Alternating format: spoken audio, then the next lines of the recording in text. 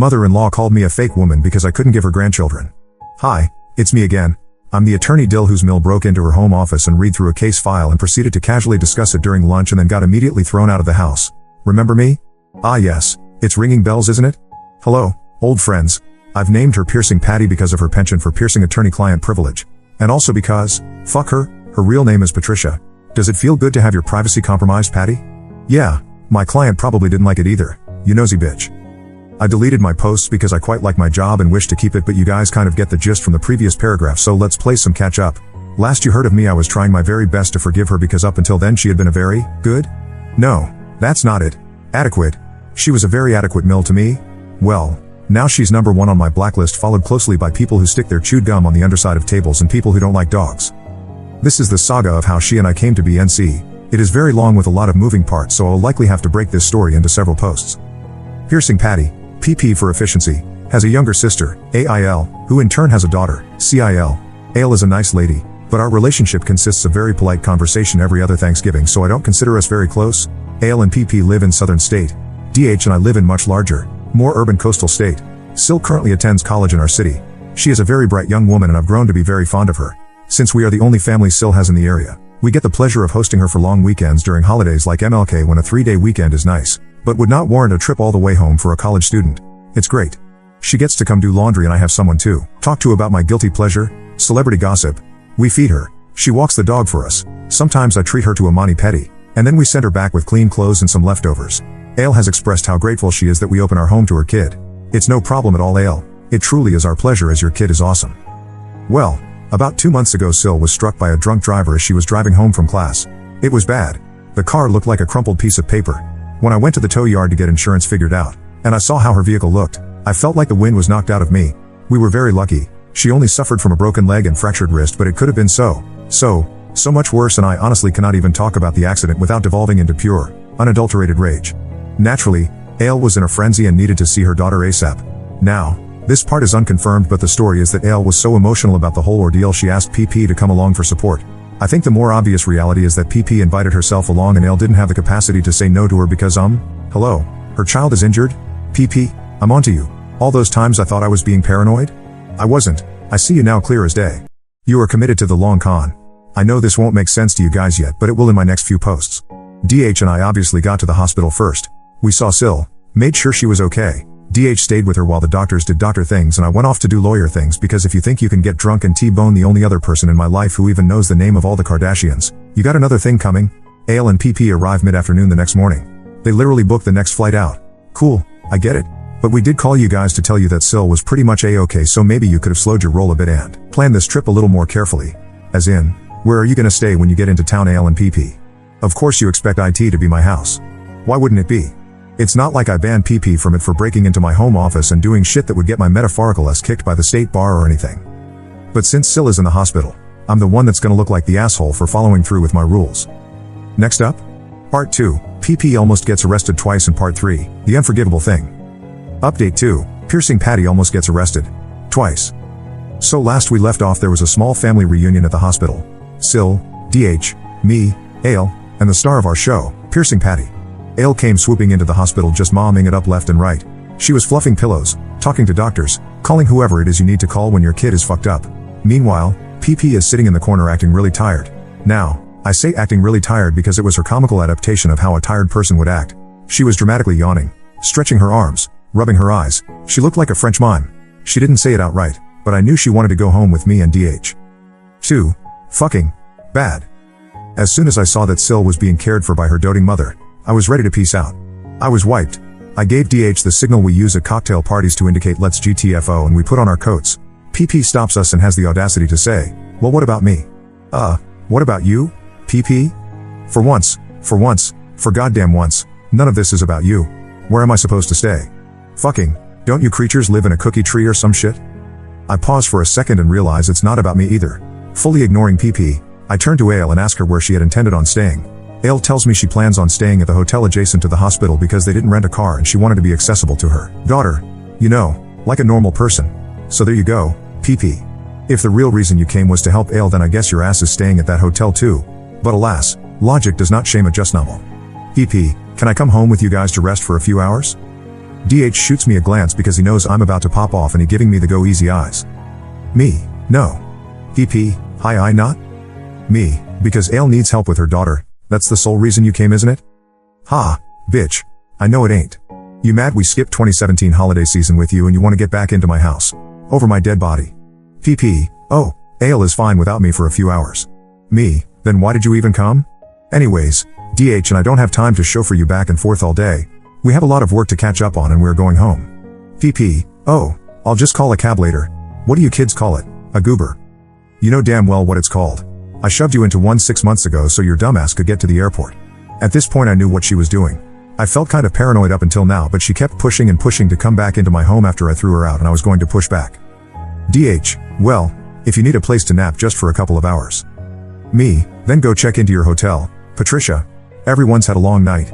DH knows he almost fucked up real bad. So he just shut up and left the room. I followed. DH and I get home, we crawl into bed, and sleep for exactly 1 hour before our phones start ringing. It's the gate guard.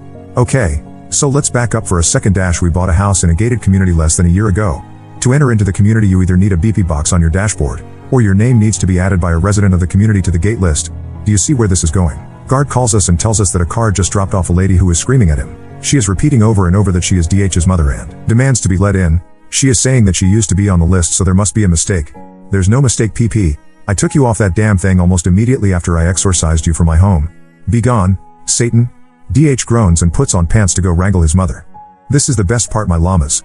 So before he can make the approximately 1-minute drive to the front gate, PP goes ballistic. She charges the little booth that the guards have and starts throwing things. Staplers, radios, stationery, all airborne. She got a few good throws in there too. The guards tell me she made contact with a pen cup. One of them suffered a blow to the noggin. Obviously they call the cops. DH calls me and tells me to get down there because they're about to arrest her. And I say, oh no, she had better call a lawyer. Ha. Okay, disclaimer, I love my husband very much and I do not feel good about leaving him high and dry to deal with the cops, but WTF was she thinking just showing up like that? What was the best case scenario in her mind? That we were going to welcome her into our home again and then everybody hugs and drinks hot tea together? Idiot. In the end, DH talked them out of pressing charges because she was playing up the little old lady routine pretty hard. He drove her back to the hotel, but that incident made her zero in on the seismic shift in my relationship with her. I didn't even come to the gate to deal with her. She had lost control over me. She could not get to me because she couldn't reach me anymore, either emotionally or physically. And as we all know, this is the recipe for an extinction burst. Bake at 350 F for 20 minutes until golden brown and toothpick comes out clean. Eek. This got longer than I expected, so I will tell you guys of her second run-in with the cops in part 2.5. Update 2.5, Piercing Patty almost gets arrested the second time. Some of you expressed how disappointing it is that I am back here again, and I agree. I truly thought PP and I were on the mend and that we were going to be one of the lucky ones that survived a just no incident. I wanted to forgive her, but I needed time to heal. She, however, did not feel as if I was forgiving fast enough, and for the past 6 months or so has been trying to needle herself back into our lives. It began with her asking once a month if she could visit, and then it became every week, and then it became an almost daily chore to tell her, no, you cannot stay with us. We aren't over what you did yet. Like a scab, if you keep picking at me I can never heal. So her presence in my home became my hill to die on. I never lied to protect her feelings. I never gave her the runaround. And every time she asked me directly if she could come stay with us, I told her the truth. I do not trust you here anymore because of your actions. But still, she persisted. So after the hilarious gate incident, or as I call it, gate, I was stuck in an awkward position. You see, I still wanted to go see Sil in the hospital and make sure Ale had all the tools she needed to do her momming. But I definitely didn't want to interact with PP. Alas, I went anyways because I loved Sil more than I hated PP. Ale needed some rest after all the excitement died down, and so I told her to go back to the hotel and I would take an evening shift with Sil. I brought Sil all her favorite junk foods and some fashion magazines. We were busy chatting about some boy she had been seeing and whether he likes her, or likes her. Ah, to be young again, in waltzes PP with the worst look on her face. It honestly chilled the room. I don't know how to accurately describe this face, but imagine if you spent all day at the salon dropping tons of money on your stylist and colorist and then coming home to your husband saying, I liked it better before. Yeah, it would be that face. It was the kind of disdain only a woman could convey on her face. Hey, you know what? This isn't about me. We are both here for Sil and I will just deflect to ease the tension. We can have World War III when we aren't caring for a broken-legged college student. Me, hello, Patricia. I don't know why, but it cracks me up to be so formal with her. Like, suck it dash, we ain't friends anymore PP. What are you doing here? Sil, we're just hanging out. What are you doing here PP? Where's mom? PP, Elle took a goober to Target. She packed so quickly that she forgot a few things. Seriously, is this what we are calling ride shares now? If I wasn't so annoyed with her, I'd find it endearing. Sil, oh. I'm gonna call her. Maybe she can pick up some personal item and some favorite snack for me. Sil gets distracted calling her mom, so PP's full attention is on me now. PP, I don't know what I did to make you treat me like this. Me, seriously? Because it happened not that long ago. You broke into my office and compromised my client's privacy. That's what you did. Do you really not remember? I'm actually incredulous. PP, are you still mad about that? I said sorry. Me, yeah, it's kind of a big deal, Pat Trish, ooh. And you can say sorry until you're blue in the face. I am not forgetting that it happened. You could have really messed things up for me and DH. PP, well, you can't keep me out of your life forever. I'm DH's mother. I have a right to be in his house. Me, he only owns half of that house, Pat Trick saw. Which half do you want access to? The left half or the right half? Ah. How many ways I could pronounce her name by emphasizing different syllables is a new fun game I play. PP, I would never speak to my mill that way. Me, you don't have a mill? So, like, the top half or the bottom half? We could quarter the home and you could just stay in 2 quadrants at a time or. Sil gets off the phone with her mom. Click. PP, Sil, I came to bring you dinner. She hands over a bag of McDonald's. Sil, oh, no thanks. I'm kind of full from the stuff mother-in-law's brought. You can just leave it there. I'll have some later. PP, well I can't do anything, right, can I? Mother-in-law's gets to do everything and I can't do anything. Sil gets the most bewildered look on her face. PP, go ahead and ruin your body with that junk. She points to the pile of snacks I brought. I am a mother. I know you need real food to get better. Chill lady, chicken nuggets do not have medicinal properties. Mother-in-law's is not even a mother. She will never be a mother. She couldn't do what I did. Whoa. Woo it. Okay, this thing just turned into another thing. At this point Sil is tearing up a bit. I mean, she's being yelled at for not eating McDonald's and she's scared.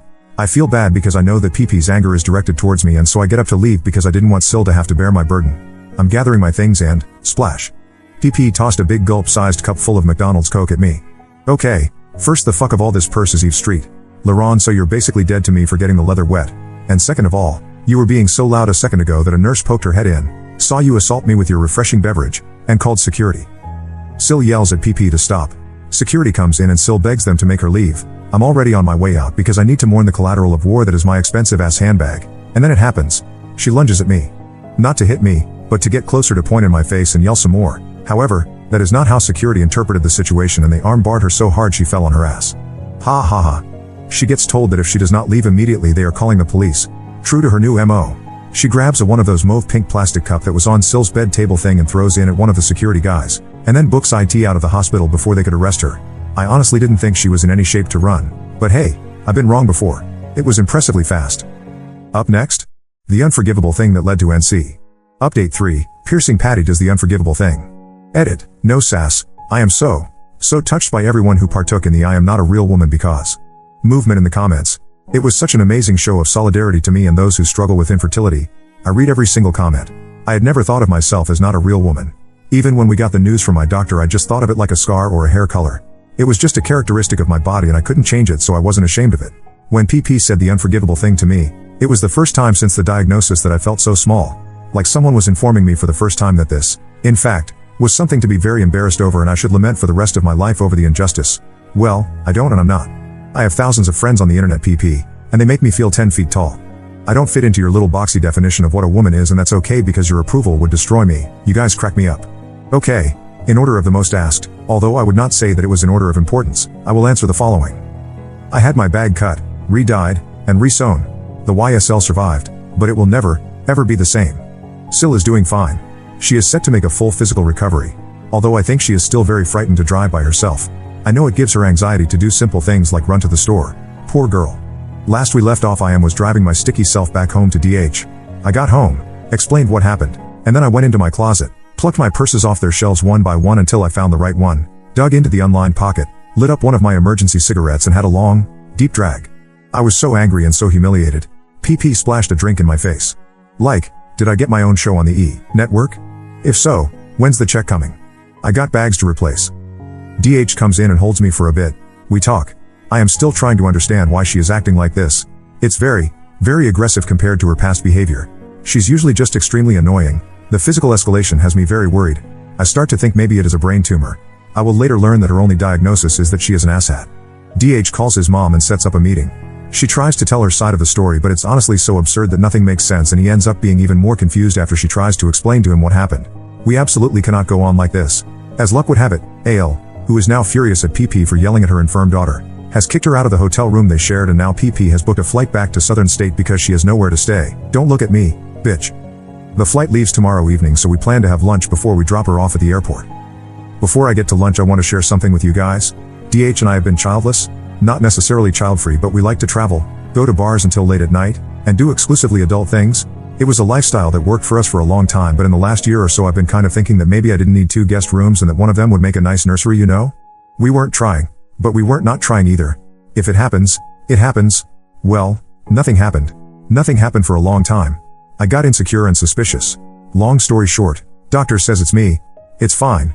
Don't do the sympathy thing, it makes me feel like I should be sadder than I am, and I'm not sad. Okay, that's a lie. I was sad for like a second.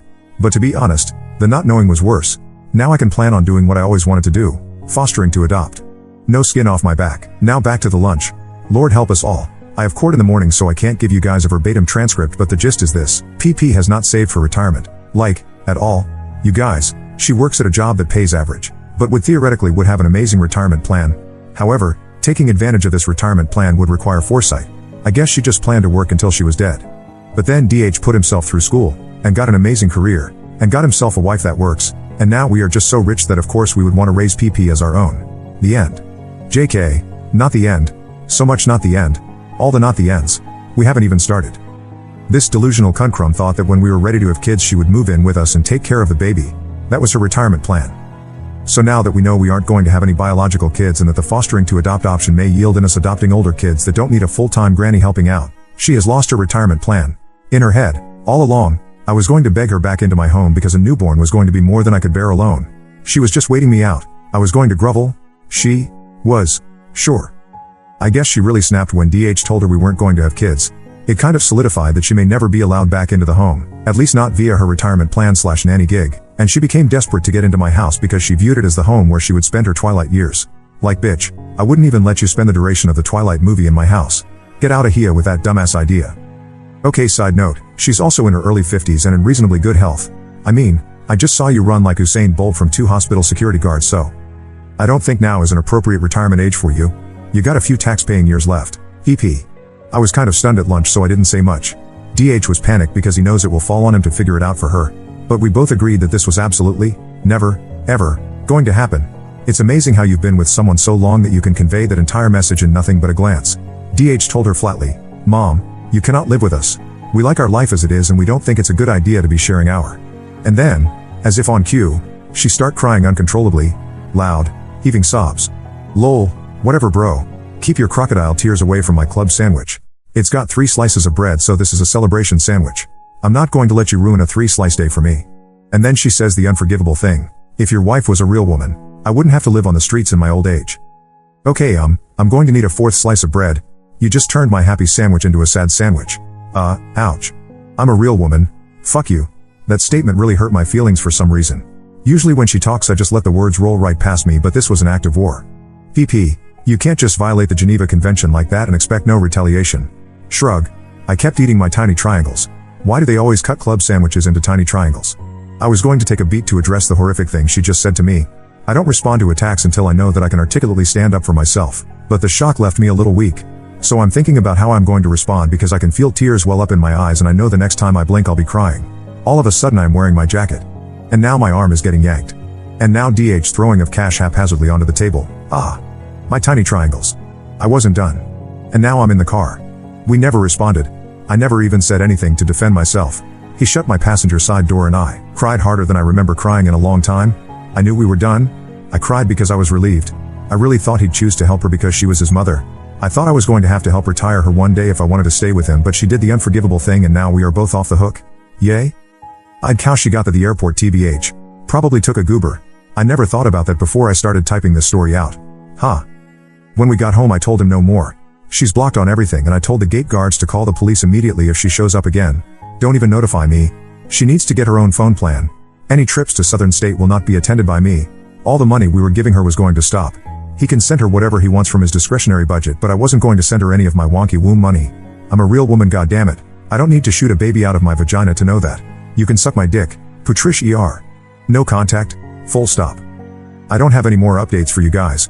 That was months ago and her name isn't even whispered in my house. DH doesn't talk about her, although I'm sure she's been begging him for more money. I don't think about her unless I'm feeding llamas. And all we are concentrating on is getting approved to be foster parents. I hope my kid marries an attorney when she grows up so I can relive this saga step by step from the other perspective, ha ha ha ha. I've been tossing fountain drinks at dartboards for practice. The op literally posted a whole sagas of stories. These are some of the other stories the op posted. Update 4, Piercing Patty and my engagement ring. A few of you guys requested some Beck stories about Piercing Patty aka Patricia after my last odyssey on her journey to NC. This is hilarious for 2 reasons. 1, you know there definitely existed Beck, and 2, you knew it'd be good enough to retell. Someone recently made a post about a class ring on here and it reminded me of my engagement ring pissing contest with PP. This isn't a full meal llamas, but that's okay because it's bikini season and all we need is a light snack and a cold sangria. Immediately following my law school graduation, DH, then BF, took me on a long weekend getaway. I'm serious about the immediately part. I basically walked across that stage, took some pictures with my family. We met at local restaurant for a meal and some champagne, and I left for the trip still wearing the most expensive outfit I own, my graduation gown. Oh God, the student loans. We couldn't go anywhere far because I needed to begin preparing for the bar exam the very next Monday, so a weekend was all I could spare to celebrate.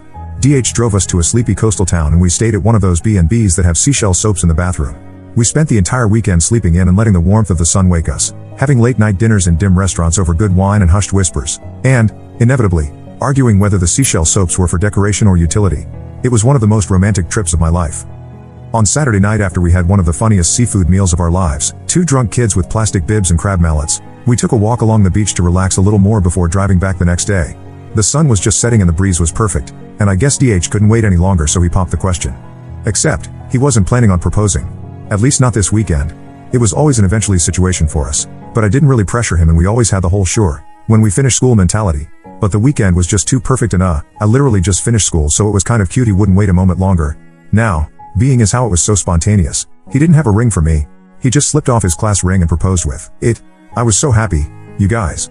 Not because I get to marry the love of my life, but because DH ordered his class ring a few sizes too small and wore it on his pinky, and I always thought I made him look like a 1970s pimp, ha ha ha. Him giving me his ring took care of the fashion faux pas and it had the added bonus of me being engaged. We called our parents, got the appropriate reactions, minus PP wanting to come see us right away, and kind of forgot that we were engaged because I was studying for the bar. Once I was done with that horrid exam I felt giddy. That whole blushing bride thing hit me like a ton of bricks. I was nearing 30 when I finished law school. There was no reason for me to be giggling that much. Finally, I wasn't such a mean bookworm anymore, and that meant that PP could visit us because from the moment we told her we were engaged, she was begging to come visit us so we could all celebrate together. So PP comes to town and without any polite small talk, asks to see the ring. I flash it quickly because I know this ain't my real engagement ring, so I try not show it off too much, knowing that it will confuse people when I get my actual ring. The class ring was just a spur of the moment ring. And what PP didn't know is that after we got back from the trip, DH took me to a jeweler to pick out what I wanted. Turns out, I didn't want any of them. And in my high maintenance glory, I got to pick out my own stone and design my own setting. Oh boy, was I glad he didn't plan his proposal. Making my ring was so fun, but it would take months to complete. I still plan to wear DH's class ring around a necklace though. It was so sentimental to me, but this bitch, fucking PP. So we are on our way home from the airport and stop for lunch.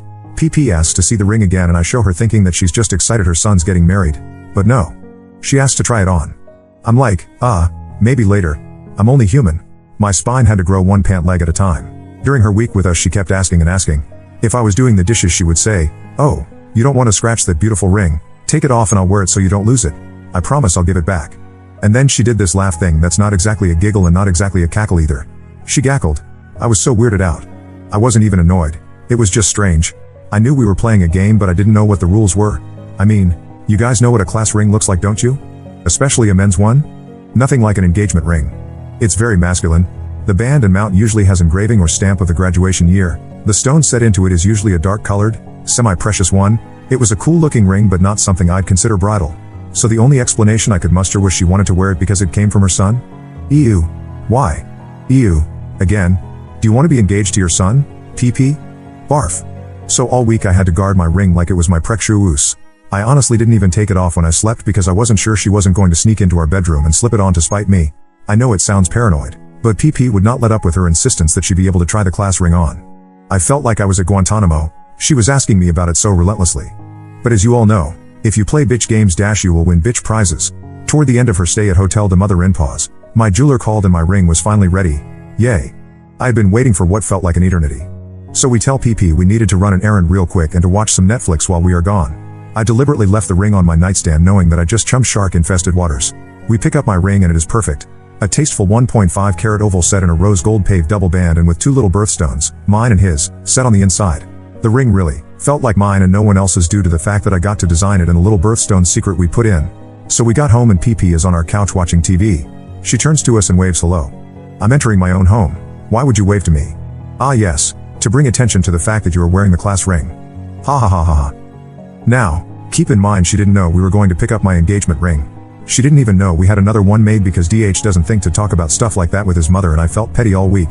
So I waltzed right over to her, grabbed the hand she is wearing the ring on, her left hand BTW. Second barf, with my right hand, take an amused look at the ring. You ladies know the one where you lightly grab your friend's fingers when they show you their new ring. She's looking kind smug now thinking she's under my skin. She is holding eye contact with me like bitch, what's your next move? So as I am holding her left hand with my right, I dragged my left hand down her forearm until she hears a clink. Clink. Clink. It was the sound of metal on metal. She looks down and bam. I am wearing a brand new diamond her son paid for. It just came from the jeweler too, so this thing is refractive AF. Mother-in-paws hasn't had the opportunity to get any Cheeto powder into the crevices yet, baby. Her eyes widen and this is the moment she knew I was a formidable enemy. I smiled and said, that ring looks gorgeous on you, why don't you keep it? It's worth almost nothing anyway. Ha! What's DH gonna do? Be mad at me for giving his mother a free ring? I came out smelling like roses. Thank you. Goodbye PP. BTW, she left the ring on my dresser when she left. It was never about the ring. I got engaged to her son and she wanted to assert her dominance in his life. She didn't anticipate that I had seen Tina Fey's Mean Girls like 17 times and can out Regina her any day. I still wear the class ring on a necklace, sometimes, but I will not let DH have it back because when it puts it on his pinky he develops a fake Italian accent and tries to emulate Godfather-style gangsters. Bada bing, bada boom. The witch flew back to Southern State on her broom. Update 5, piercing Patty on my wedding day. So, this story is a bit of a throwback and I didn't even recognize it as being truly just no until I started lurking here. From my perspective at the time, it was an honest oversight, but as we know llamas in just no land, it's absolutely deliberate and your fault if you call them out and also your fault if you ignore their behavior for attention. So away we go back to the year 20XX and today is my wedding day. PP had not been heavily involved with wedding planning, but to be honest neither was I. I hired a friend I knew from college who I trusted. I forwarded her some inspiration boards, and then promptly fucked off because I had no business wedding planning at that stage in my career. Sure, I did the important stuff like food tasting and touring venues, but the details, the nitty-gritty stuff, was done via her texting me 2 photos and me texting back, first one or second one. If you have someone you truly, super duper, absolutely fucking lootly trust, this method of wedding planning is 10/10 would recommend. So in a way, my wedding was kinda like an extreme version of a surprise party. I mean, there was no other way to do it unfortunately. I was working 70-hour weeks as a young associate, and paying off my enormous student loan debt as a new graduate, and trying to elbow my way into a very exclusive good old boys club at work, and I just didn't care whether we had peonies or lilies. JK, I totally care. Fuck lilies, but you guys get it. I didn't have a lot of room to let PP into the process because I just wasn't the involved bride she wanted me to be. Velp, as you know, that's grounds for punishment. Although I didn't know it yet, PP was gonna get me back. She thought she was so slick. If I wasn't gonna involve her, she wasn't gonna involve me. So, I had no idea what she was wearing to my wedding. Everybody knows where this story is going. This scenario has less foreshadowing surprise than a Nicholas Sparks novel. Now, before I tell all you llamas what you already know, let me give you an teensy detail about myself that I hadn't shared already because I didn't want to be ID'd. I'm not a white. Sure, I was born in America but my parents are immigrants and they raised me to not lose my sense of culture from homeland. That was all a long-winded way of telling you guys that brides from homeland wear red on their wedding day. I think it's a beautiful tradition and I wanted to emulate my ancestors on my wedding day by wearing a red traditional dress instead of the westernized white gown. Plus, between you and me guys, I just look a lot better in red than I do in white, so that's also kinda why I did it. Thank baby Jesus, I had a second culture that had traditions that didn't wash out my skin tone. Prayer hands emoji. So I'm getting hair and makeup done and the photographer is taking all kinds of boudoir shots and the whole hotel suite is abuzz with activity when sudden PP pops in. What are you doing here PP? My tits are out. Go away PLS? Fine, I'll cover my nipples but only one. You can pick, left or right? Well if you're embarrassed PP, then you should probably not show up to bridal suites without being invited. GRRRRRR. PP makes a big show of wanting to see me before the wedding and showing me her dress. I'm like, cool, I get it. You only have sons and you want to do a pre-wedding moment with a daughter. But can we do this in a bit? I'm kinda in the middle of something here. Nope. It's right now or no other option. It's gonna be right now because my name is Patty and I'm the center of the universe. I waved her off and basically spouted something along the lines of sure, put it on and let me see. It was a white wedding dress. It wasn't a straight-up ball gown like I've seen some mills wear on this sub, but it was definitely a wedding dress for an older bride. Think, I'm on my 4th wedding but I've only had 2 grooms vibes. Below the knee length with lots of beading and lace, a keyhole back, a rhinestone cinch belt. I was so blind, I had no idea WTF she was up to. Llamas, I thought she looked nice and I was actually kind of relieved she wasn't going to show up in something more QVC-like. It was, by all accounts, an elegant dress if you wanted to remarry someone else now that your first husband confirmed his years-long affair with his receptionist. I smiled at PP, told her she looked stunning, and asked if she would like to see me in my dress. I thought we were bonding. Poor, naive, mother-in-pause, PP says yes, and so I go to the other room with my mom so she can help me into my dress and we emerge victorious. I thought I shined up like a new penny. I had never, before or since, felt that beautiful. Everyone in that room was tearing up and gushing, but my photographer sent me some shots of PP's face looking like she just stepped in dog poo with her new Manolo Blahniks. I mean, her face was bad. I had to blur the background on some and crop her out completely for a few of the shots. PP had no idea was I going traditional with my dress. It never even occurred to her that wedding dresses could be in any color but white. Yeah, they can, you ethnocentric bitch. She was trying to upstage me, but due to her inability to Google my homeland, she kinda just looked like a jackass. How could she tantrum though? It would require that she admits she was trying to piss off the bride. The situation was so good and juicy I was mad I didn't even plan it. Not that I planned anything that day, lol. Bonus, in Homeland, you actually wear white to funerals. My grandma, God bless her heart, doesn't speak that much English. Since grandma loves to learn about American traditions so much, she thought everyone else would like her learn about her traditions too. She was just trying to make small talk with her new family-in-law by informing PP of our culture. What grandma meant to say to PP was, in my country we wear white to funerals. What actually came out of her sweet, adorable mouth was, you look dead. I DE'd when I heard this story from a cousin. Ha ha ha ha. Honestly, when I think about it sometimes it still makes me wheeze with laughter. And that's how PP tried to ruin my wedding but didn't, and also couldn't complain about it without looking like a psychopath who tried to ruin a wedding. The end.